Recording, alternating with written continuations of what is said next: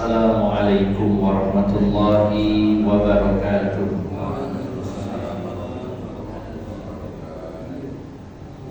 Alhamdulillahilladzi arsala rasulahu bil huda wa dinil haqq liyuzhirahu 'alad dini kullihi walau karihal musyrikun.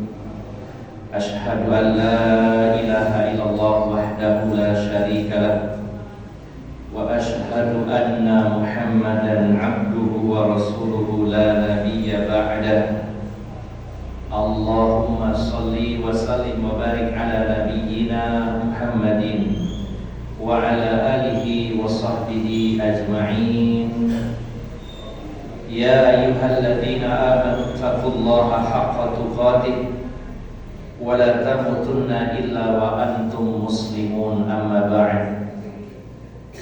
Para alim ulama, para ustaz, para sesepuh dan bini sepuh yang senantiasa saya hormati dan saya muliakan, bapak-bapak dan ibu-ibu jamaah Masjid Al-Ikhlas yang dirahmati Allah Subhanahu wa Ta'ala, kita sangat bersyukur dengan rasa syukur yang sebesar-besarnya kehadiran Allah Subhanahu wa Ta'ala pada pagi hari ini diberi kesempatan oleh Allah Subhanahu wa Ta'ala untuk melakukan beberapa amal soleh dan ibadah kepadanya. Dan ini sebuah anugerah yang sangat besar yang harus kita pertahankan dan senantiasa kita minta kepada Allah Subhanahu wa Ta'ala, yakni minta diteguhkan di jalan Allah Subhanahu wa Ta'ala dan meminta agar diberi semangat, diberi kemudahan untuk beramal soleh dan beribadah kepada Allah Subhanahu wa Ta'ala. Dan kita berharap kepada Allah semoga kebiasaan baik seperti yang kita lakukan pada pagi hari ini, yaitu hadir di majelis ilmu, memakmurkan masjid Allah Subhanahu wa Ta'ala, semoga senantiasa bisa bertahan dan istiqomah hingga ajal mendatangi kita semuanya. Bapak Ibu yang dimuliakan Allah Subhanahu wa Ta'ala, kita akan lanjutkan kajian kitab Asyratus Sa'ah, tanda-tanda kiamat. Dan pada pagi hari ini masuk pada tanda-tanda besar nomor yang kelima. Kita sudah membahas 4 tanda besar. Yang pertama yaitu munculnya Imam Mahdi, kemudian yang kedua munculnya Masihud Dajjal, yang ketiga turunnya Nabi Isa alaihissalam, yang keempat munculnya Ya'juj dan Ma'juj. Kita masuk pada poin yang kelima, Al-Faslul Khamis, pasal yang kelima atau tanda besar yang kelima, Al-Khusufatus Salasatu, penenggelaman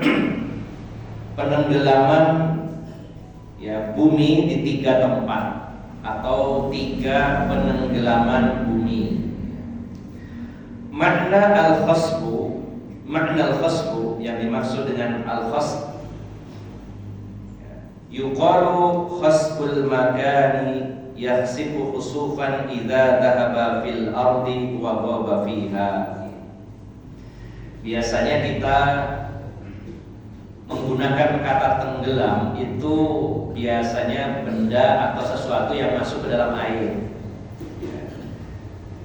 Maka sebenarnya dalam bahasa Arab tenggelam di air dan di bumi atau di tanah itu menggunakan kata yang berbeda. Kalau tenggelam di air biasanya menggunakan kata ghariqa, yaghriqu, ya, tenggelam. Tetapi kalau ke bumi biasanya khasf atau jamannya khusufat. Namun mengambil mudahnya saja terjemahan ke dalam bahasa Indonesianya disamakan artinya tenggelam. Barangkali bapak-bapak ibu-ibu ada yang memiliki kosakata lain, Pak. Kalau masuk ke bumi itu istilahnya apa, Pak? Ada yang lain kira-kira? Ambles. Mendelep ya, kalau mendelep ke air juga bisa ya. Iya, biasanya ambles Pak ya. Kalau ambles itu tidak mungkin di air ya. Ambles ke bumi. Ya. Ya, kalau ambles biasanya identiknya memang di bumi ya. Cuma ini dalam skala besar. Ya. Ini tidak kita permasalahkan. Yang penting intinya ya, sebuah dataran atau daratan terus ambles masuk ke bumi gitu ya. Jadi masuk pada posisi yang lebih rendah dari dataran atau daratan sekitarnya ambles. Dan biasanya ambles di sini atau tenggelam di sini bukan hanya turun tapi seolah-olah hilang ditelan bumi. Nah, ada istilah lain kiasan ditelan bumi ya. Sebenarnya bumi tidak makan ya, tapi ada istilahnya ditelan. Nah, kurang lebihnya al-khasfu itu di sini dijelaskan, disebutkan ya khasful makan yahsibu husufan idza dhahaba fil ardi wa ghaba fiha. Biasanya istilah al-khasf ya, yaitu tenggelamnya sebuah tempat ke dalam bumi dan hilang. Wa ghaba artinya ghaib, hilang dan hilang. Ya, istilahnya tenggelam itu di sini adalah ditelan bumi. Ya, sebagaimana ada istilah Jawa sirna hilang kertaning bumi gitu ya. Seperti kerajaan Majapahit diistilahkan sirna hilang kertaning bumi ya. Nah, itu kurang lebihnya selain ambles tenggelam kemudian seolah hilang di dalam bumi. Wa minhu qauluhu ta'ala. Nah, sebagai perbandingan di dalam Al-Qur'an ada kata-kata khasaf ini dalam surat diantaranya surat Al-Qasas surat 28 ayat yang ke-81. Kita coba buka Al-Qur'an surat Al-Qasas surat 28 ayat 81. Allah berfirman, fa khasafna bihi wa bidarihil ardo fama kana lahu min fi'ati yansurunahu min dunillah wa ma kana minal muntasirin. Maka kami benamkan. Nah, ada lagi istilah terjemahan benam, dibenamkan. Maka kami benamkan dia, yang dimaksud di sini adalah Qarun, bersama rumahnya ke dalam bumi. Kami tenggelamkan, kami benamkan Qarun bersama rumahnya ke dalam bumi, bahkan hartanya juga. Maka tidak ada baginya satu golongan pun yang akan menolongnya selain Allah. Dan dia tidak termasuk orang-orang yang dapat membela diri. Dia termasuk orang-orang yang tidak bisa meloloskan dirinya dari penenggelaman ini. Bapak Ibu jamaah sekalian yang dimuliakan Allah Subhanahu wa taala, di dalam tafsir dijelaskan bahwa yang pertama kali tenggelam itu Qarunnya. Jadi Qarunnya dulu, orangnya tenggelam, dibenamkan ke dalam bumi. Lalu sebagian orang menuduh Nabi Musa, Nabi Musa telah berdoa kepada Tuhannya menenggelamkan Qarun karena berhasrat kepada harta peninggalannya. Nah, begitu mendengar itu sekalian rumahnya, gudangnya, semua hartanya ikut tenggelam, ditenggelamkan oleh Allah Subhanahu wa taala. Dan kita tidak tahu persisnya di titik mana. Barangkali berminat mencari harta Qarun, cari titiknya tenggelamnya dulu di mana. Kita juga tidak tahu. Tapi kita yakini betul bahwa di satu titik sebuah koordinat di mana Qarun tinggal bersama hartanya, disitulah Allah benamkan atau tenggelamkan dia bersama seluruh hartanya, dan itu dalam jumlah yang sangat banyak. Maka mungkin ada di antara orang itu yang pekerjaannya sebagai pencari harta karun. Nah, sebaiknya nyarinya di Mesir. Kalau di Mojokerto hanya istilah saja karun, ya, harta karun. Tapi sebenarnya kita tahunya di Mesir, cuma titik mananya kita tidak tahu. Jadi hanya istilah, sehingga setiap harta yang terpendam di bumi selain dari mineral kandungan logam yang di bumi, kalau harta itu asalnya dari atas kemudian ketutup, biasanya diistilahkan harta karun ya.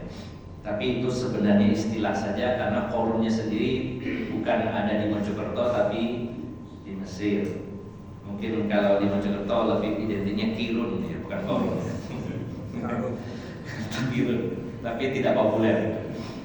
Baik, Bapak Ibu jamaah sekalian. Nah, di sini Allah jelaskan bahwa ketika Allah tenggelamkan Qarun dengan hartanya, tidak ada satu golongan pun yang bisa menolongnya, dan dia juga termasuk bukan orang yang bisa membela dirinya dan menyelamatkan meloloskan dirinya.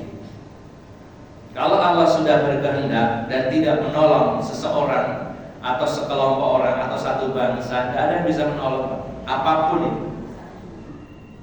Contoh saja kebakaran di Los Angeles sampai detik ini masih berlangsung. Berapa lama itu Pak? Sudah hampir 2 minggu lebih mungkin.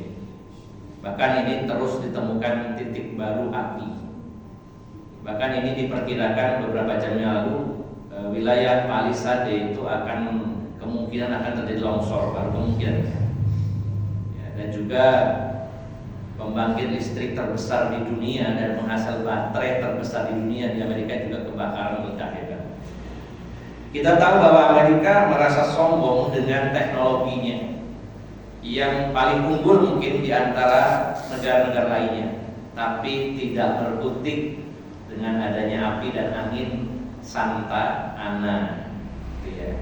Jadi seperti orang mengipasi sate biar arangnya dikipasi terus sama angin, jadi nggak padam-padam, dan itu dalam kapasitas yang besar. Ya. Maka kalau Allah sudah mau, ya, tidak ada yang bisa menghalangi. Kalau Allah menginginkan hancur, ya, hancurlah, tidak ada yang bisa menyelamatkannya seorang pun, kecuali kalau ditolong oleh Allah Subhanahu wa Ta'ala. Ini sebuah tanda mudah-mudahan menjadikan sebab hidayah bagi kebanyakan warganya, dan mereka pada hari ini tentu mengalami kesusahan yang luar biasa. Bisa kita bayangkan kehilangan rumah dan seluruh harta dengan jumlah yang tidak sedikit ludes. Sementara di sana juga rumah-rumah elit, mobil-mobil mewah dan harta benda yang lainnya, dan itu habis semuanya, rata. Nah, maka kalau Allah sudah menginginkan sesuatu, tidak ada yang bisa menghalanginya. Kalau Allah menimpakan musibah kepada satu kaum atau satu orang, maka tidak ada yang bisa membelanya. Sebagaimana juga Qarun dengan hartanya yang begitu melimpah, tidak sedikit pun menolong dirinya dari makar Allah Subhanahu wa Ta'ala. Nah, yang kita garis bawahi ada kata khosaf. Fa khosafna, kami benamkan bihi, dengannya, wabidarihi, dan rumahnya, al-ardo, ke dalam bumi. Jadi Bapak Ibu jamaah sekalian, yang dimaksud khusuf atau khusufat adalah pembenaman, penenggelaman bumi. Dan istilah khusuf juga digunakan pada gerhana, ya. Ada khusuf, ada khusuf. Kita lanjutkan Bapak Ibu jamaah sekalian. Wal khusufatus thalathatul lati hiya min asyratis sa'ati ja'a dzikruha fil ahadithi dominal alamatil kubra.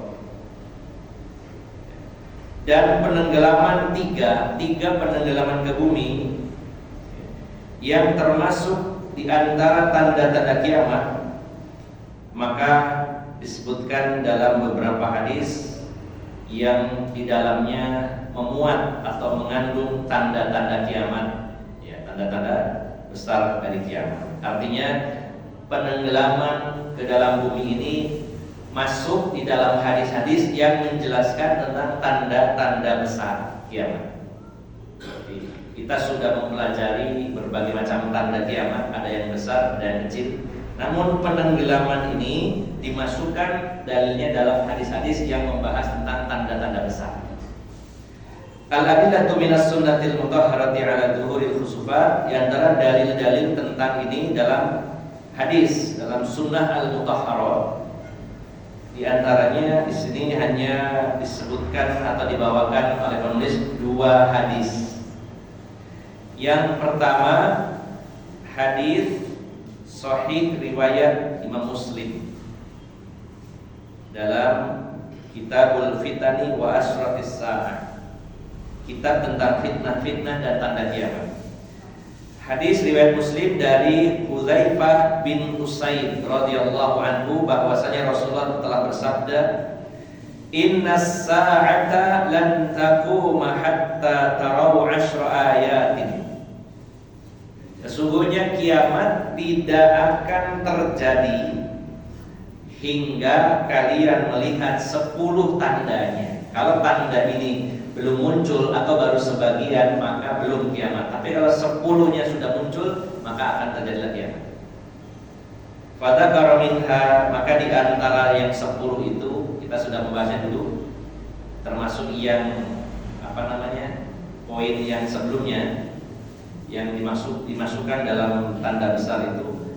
Di antaranya yang dalam hadis yaitu munculnya Dajjal, Nabi Isa, Ya'juj wa Ma'juj, nanti ada ad-dukhan, adanya asap, kemudian terbitnya matahari dari barat, kemudian ada adabah, dan termasuk juga di sini adalah 3 penenggelaman. Itu disebutkan dalam hadis. Hanya di sini hadisnya dipotong yang berkaitan dengan tema. Jadi tidak akan terjadi kiamat sampai kalian melihat 10 tandanya. Di sini kasih titik-titik, artinya hadis ini disebutkan semuanya tapi dipotong. Di antara 10 tadi itu yaitu ya wasalah satu khusufin khasbun bil masyriqi wa khasbun bil maghribi wa khasbun bi jaziratil arab. Di antara tanda besar kiamat itu adalah 3 pembenaman, 3 penenggelaman bumi, yaitu yang pertama penenggelaman di timur, lalu penenggelaman di barat, dan penenggelaman di Jaziratul Arab. Disebutkan oleh Rasulullah secara global penenggelaman di timur, di barat, dan Jazirah Arab. Kita bacakan dulu hadisnya. Yang kedua, hadis riwayat Imam Tabrani dari Ummu Salamah, istri Rasulullah SAW. Beliau berkata, saya telah mendengar Rasulullah SAW bersabda, "Sayakunu ba'di khasbun bil masyriqi wa khasbun bil maghribi wa khasbun fi jaziratil arabi." Rasulullah bersabda, setelah sepeninggalanku nanti akan terjadi penenggelaman di timur, penenggelaman di barat, dan penenggelaman di Jaziratul Arab. Kalau kita melihat posisi Rasulullah SAW yaitu di Madinah, yaitu juga di negeri Saudi Arabia, maka kita perkirakan saja negeri timur itu sebelah mana, baratnya sebelah mana. Tidak dijelaskan secara detail negara-negara mana saja atau wilayah-wilayah mana. Ini kita bisa merujuk kepada penamaan peta dunia, karena timur ini juga sebuah istilah dan juga dibagi-bagi, ada timur jauh, ada timur tengah, ada timur dekat ya. Timur jauh, timur tengah, timur dekat, termasuk timur. Dan negeri-negeri barat termasuk di dalamnya Eropa terutama. Dan ini terjadi juga di Jaziratul Arab. Dalam kalimat Jaziratul Arab ini juga luas. Termasuk Jaziratul Arab itu negara-negara yang dihuni dari bangsa Arab, bukan hanya Saudi Arabia saja. Termasuk juga Jaziratul Arab itu adalah Yaman Utara, Yaman Selatan, ya, termasuk juga wilayah Uni Emirat dan lain-lainnya, Bahrain dan seterusnya. Ini Jazirah Arab. Wallahu a'lam, kita tidak tahu persisnya, nanti ditunggu saja. Mungkin kita menyaksikannya atau mungkin kita sudah berada di alam barzakh, nanti kita juga tidak tahu. Nah, ketika Rasulullah menyampaikan hadis ini kepada Ummu Salamah, maka Ummu Salamah bertanya, "Ya Rasulullah, ayuhsafu bil ardi wa fiha salihun?" Wahai Rasulullah, apakah bumi ini akan ditenggelamkan sementara di atasnya masih banyak orang-orang saleh? Maka Rasulullah menjawab, "Idza aktsaru ahlihal khabath." Ia akan ditenggelamkan kalau sudah banyak penduduknya melakukan khobath atau khabithah, yaitu keburukan-keburukan, yaitu kekejian-kekejian, kemungkaran-kemungkaran. Jadi Bapak Ibu jamaah sekalian, adanya orang-orang salih ini tidak jaminan suatu kawasan akan aman dari bencana. Mengapa demikian? Karena lebih banyak yang buruknya daripada yang solehnya. Yang kedua, kemungkinannya orang soleh itu belum tentu juga membuat orang lain soleh. Karena diistilahkan ada soleh, ada muslih, sebagaimana pernah kita bahas. Ada soleh, ada muslih. Kalau soleh orang baik, kalau muslih orang yang memperbaiki.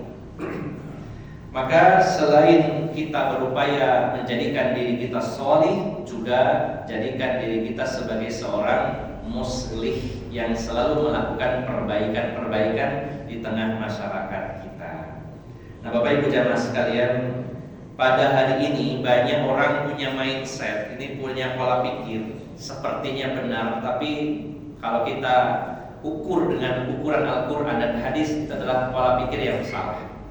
Ada orang punya pola pikir bahwa kita ini tidak perlu mencampuri urusan orang lain. Kita ini tidak usah mengkritik orang lain. Seolah-olah kalau ada orang yang meluruskan orang lain, itu adalah sebuah kesalahan. Jadi ini sering kita lihat Pak, kalau kita nonton YouTube atau apapun, di situ pasti ada komentar, itu banyak netizen itu yang komentar. Ini menunjukkan sejauh mana pemahaman masyarakat kita. Ketika ada misalkan di situ ada misalkan perbuatan syirik, kemudian ada orang yang meluruskan, maka netizen rame. Gak usah ngurusi orang lain, ngurusi dirimu sendiri begitu. Rata-rata kurang lebihnya begitu. Seolah-olah orang lain itu tidak berhak mengusik dirinya mau melakukan apapun. Nah, Islam mengajarkan kepada kita bahwa dalam hidup ini tidak hanya berdiam diri memperbaiki diri sendiri, tapi memperbaiki yang lain, memperbaiki keluarga, memperbaiki masyarakat. Ini adalah sebuah kewajiban agama. Maka ketika banyak orang yang tidak peduli dengan kemungkaran yang ada, tidak peduli dengan kemaksiatan, kekejian, keburukan, maka bencana-bencana besar akan terjadi. Karena yang mampu menjadi sebab penahan amarahnya Allah adalah adanya orang-orang yang muslih, yaitu selalu beramar ma'ruf nahi anil munkar. Maka penenggelaman ini sudah bisa dipastikan akan terjadi. Ya, saya katakan akan karena kita akan bahas pada subbab berikutnya. Hal waqa'at hadhil khusufat, apakah penenggelaman ini sudah terjadi? Pertanyaannya begitu. Wa hadhil khusufatus thalathatu lam taqa' ba'd ka ghairiha min ashratil kubra allati lam yadhhar syai'un minha. Wa in kana ba'du ulama yara annaha qad waqa'at kama dhahaba ila dhalika Syarif al-Barzanji, walakin as-sahih annahu lam yahdus syai'un minha ila al-an. Wa inna ma waqa'a ba'dul khusufati fi amakinin mutafarriqatin wa fi azmanin mutaba'idatin wa dzalika min ashratis sa'atis sughra. Saya jelaskan dulu Bapak Ibu jamaah sekalian. Penenggelaman ini yaitu 3 penenggelaman belum terjadi sama sekali. Sebagaimana tanda-tanda besar yang lainnya belum muncul sedikit pun atau belum muncul sama sekali. Dan walaupun ada sebagian ulama yang berpendapat bahwa ini sudah terjadi, sebagaimana pendapatnya Asy-Syarif al-Barzanji, ini nama seorang ulama.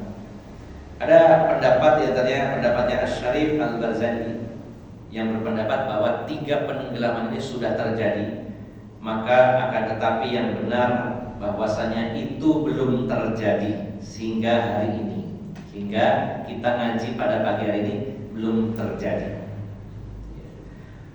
Dan yang sudah terjadi memang ada penenggelaman itu.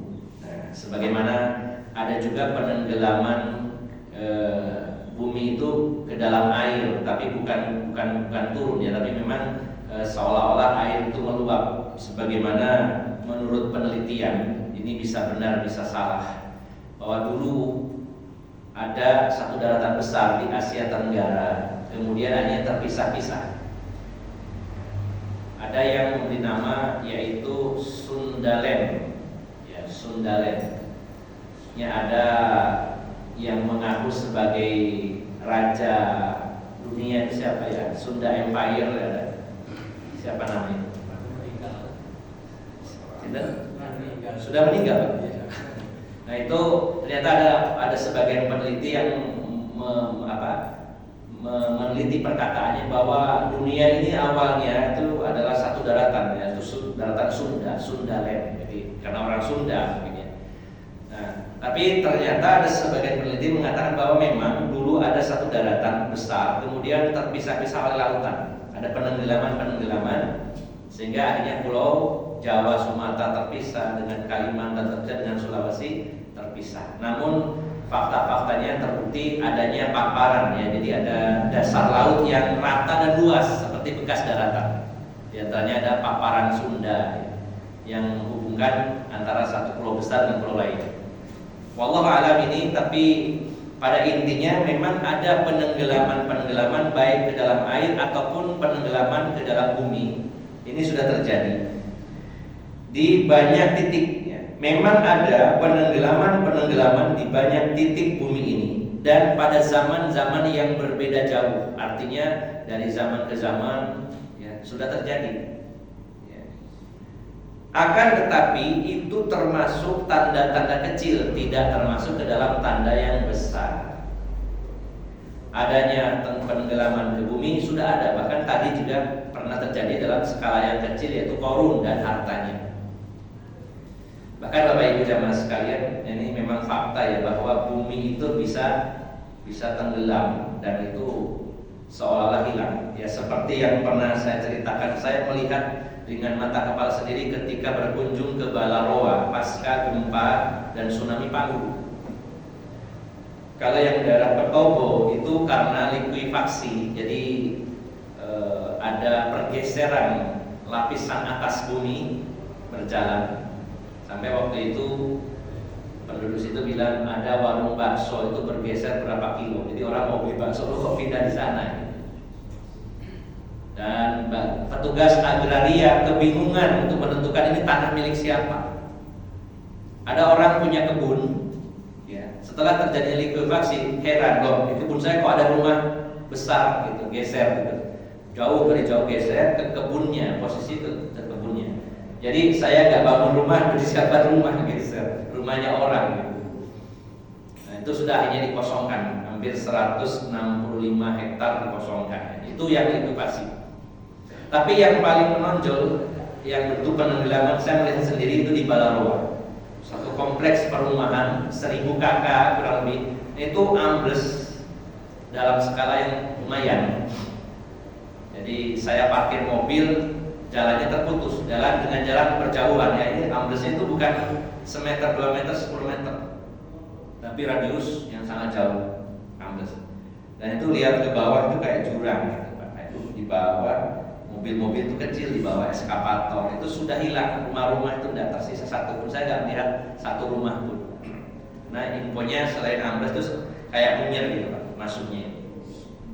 Dan banyak api, entah api itu apakah tabung-tabung LPG yang meledak atau apa, yang jelas saksi mata di situ langsung mengatakan seperti di blender muter dan juga banyak api, dan itu ambles dan hilang. Itu ada sekitar 1000 KK, entah berapa jiwa yang meninggal, itu hilang.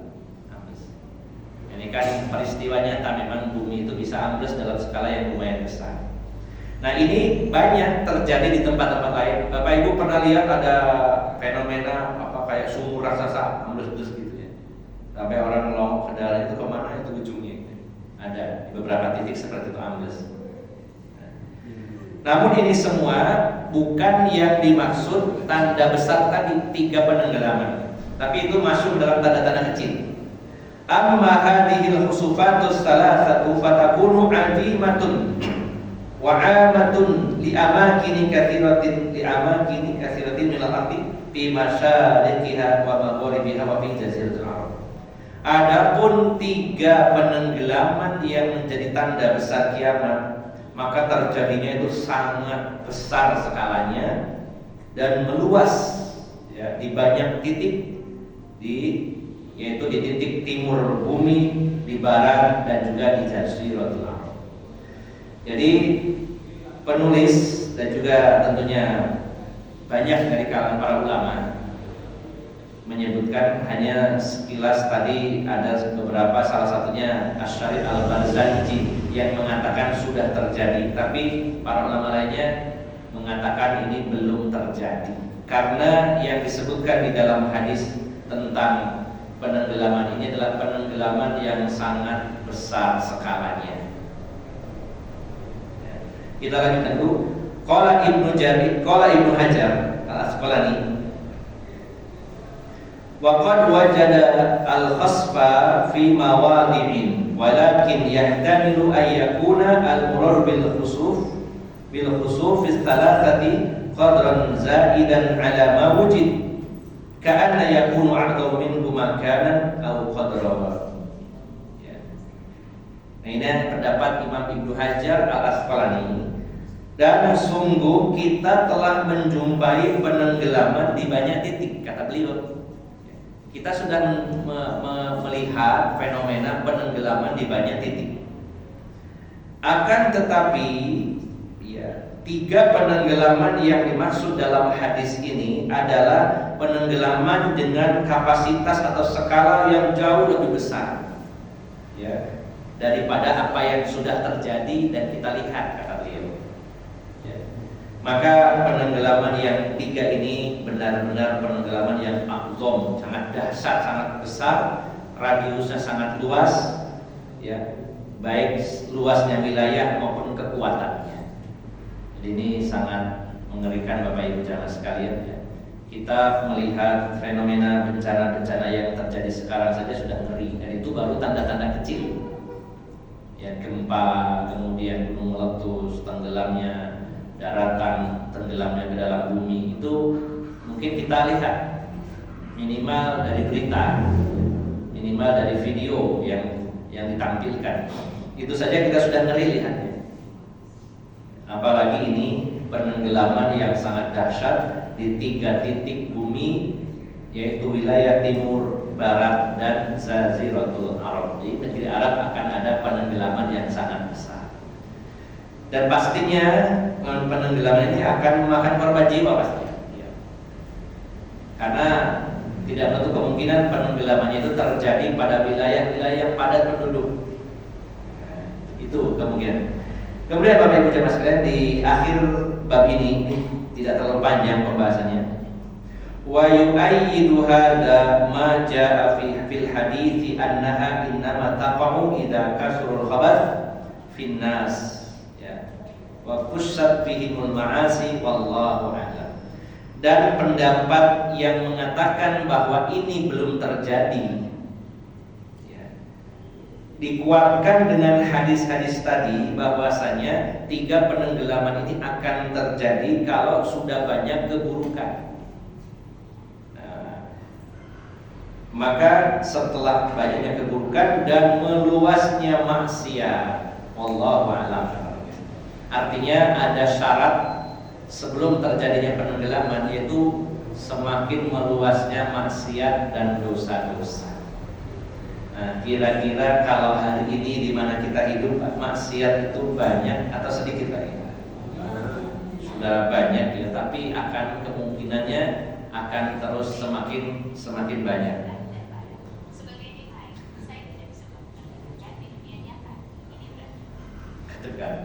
Jadi Bapak Ibu jamaah sekalian, dikuatkan dengan hadis bahwa terjadinya itu adalah ada syaratnya. Syaratnya ketika maksiat, dosa-dosa semakin banyak, semakin meluas. Dan hari ini kita saksikan maksiat sangat banyak di banyak titik di muka bumi ini. Maka harusnya kita juga ya siap-siap dimanapun, karena seringkali dalam mindset kita Bapak Ibu jamaah sekalian terkait dengan bencana ini, kita seringnya memperhitungkannya berdasarkan kondisi alam. Misalkan tidak mungkinlah orang Mojokerto kena tsunami atau laut, misalnya. Ada kita mikirnya begitu. Nggak mungkin kena imbasnya erupsi gunung berapinya jauh, Semeru, ya Semeru, Gunung Kelut. Ya, sebenarnya Penanggungan juga gunung berapi ya Pak, tapi masih tidur. Ya, masih tidur, tapi itu gunung berapi sebenarnya. Nah, kita sering berpikirnya begitu, mengukur bencana terjadi atau tidak itu karena kondisi alam di sekitar kita. Lalu memperhitungkan tidak mungkin. Siapa yang mengira bencananya berupa kebakaran ya, Los Angeles, bukan berupa gempa, bukan tsunami. Yang umum kan gempa bumi, tsunami, longsor, banjir bandang, terus apa lagi Pak? Tiba-tiba itu api. Siapa yang menyangka? Bukankah juga Allah Subhanahu wa taala pernah ya menurunkan bencana berupa sambaran petir yang mematikan? Pak, ngeri ya Pak. Kalau petir apakah di satu titik saja, dimanapun bisa Pak petir? Petir bisa dimanapun, di Mojokerto bisa. Maka kita jangan pernah beranggapan bahwa kita gak akan terkena bencana karena tidak ada bencana. Paling Mojokerto banjir gitu ya, kemungkinan gitu. Tapi siapanya? Kita berlindung kepada Allah, meminta kepada Allah agar dijauhkan dari segala malapetaka, dan kita harus punya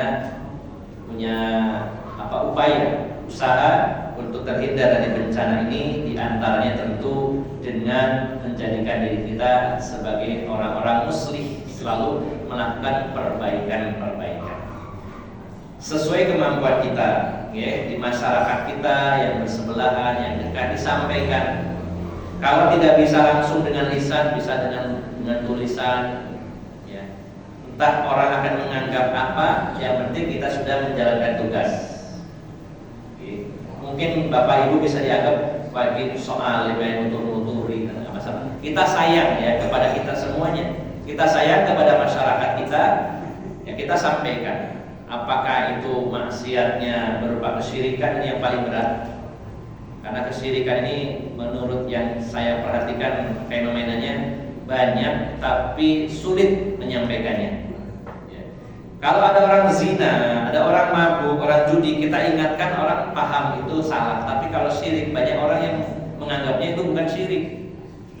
Wong ini tradisi kompak sampai sirak-sirik kayak. Ini loh tradisi turun-menurun, ini budaya. Ini kearifan lokal, ini kekayaan ya, budaya dan sebagainya, namanya banyak sekali Pak. Bahkan dibiayai oleh pemerintah, dibuatkan penunjuk arah makam siapa gitu, kayak dikunjungi, terus banyak orang berbuat syirik, walaupun tidak semua orang yang ke makam itu berbuat syirik. Nah, memang tidak mudah. Maka kita tetap usahakan sesuai kemampuan kita. Ketika kita tidak bisa melakukan sesuatu secara sempurna, maka jangan ditinggalkan semuanya. Jadi ada satu prinsip Bapak Ibu jamaah sekalian, kalau kita tidak bisa melakukannya secara sempurna, maka juga jangan berarti ditinggalkan secara total.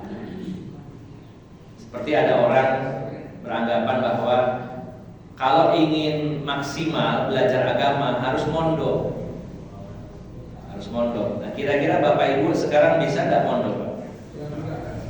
Mondok berdua. Pamitan sama istrinya.